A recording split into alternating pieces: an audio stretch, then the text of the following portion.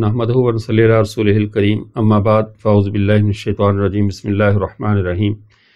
امام دارمی رحمۃ اللہ علیہ ایک حدیث مبارکہ لائے کہ نبی کریم صلی اللہ علیہ وسلم نے ارشاد فرمایا اللہ تعالیٰ ہر حکیم کا کلام قبول نہیں کرتے،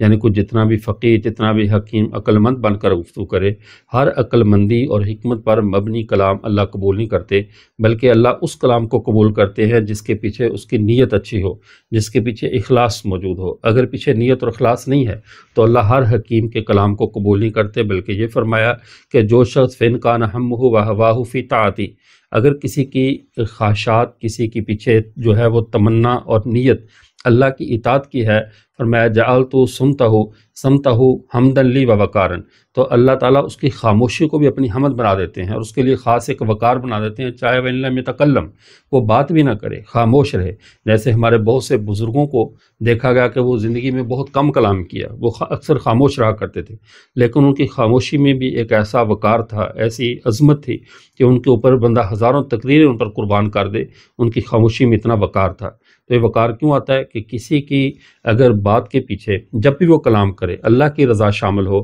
اللہ کی مرضی اور اطاعت شامل ہو، تو ایسے شخص کا تکلم اور بولنا اللہ کی عبادت بن جاتا ہے، بلکہ اس کی خاموشی کو بھی اللہ وقار اور عبادت بنا دیتے ہیں۔ اگر پیچھے لوگوں کو ڈیگریڈ کرنا ہو، لوگوں کی جو ہے نا وہ عزت نفس کو اچھالنا ہو، یا اپنی علم کی خام خواہ کی دھاک بٹھانا مقصود ہو، تو ایسے شخص کی جتنی بھی عمدہ ترین گفتگو ہو، لیکن اس کا دلوں پہ نہ اثر ہوتا ہے، نہ اس کی گفتگو میں کوئی وقار اور عزت ہوتی ہے، نہ وہ گفتگو اللہ کے ہاں قابل قبول ہوتی ہے۔ اللہ ہم سب کو گفتگو سے پہلے، کلام سے پہلے اپنی نیتوں کو درست کرنے کی اور اپنی ذات کے لیے بولنے کی توفیق عطا فرمائے۔ وآخر دعوانا الحمدللہ رب العالمین۔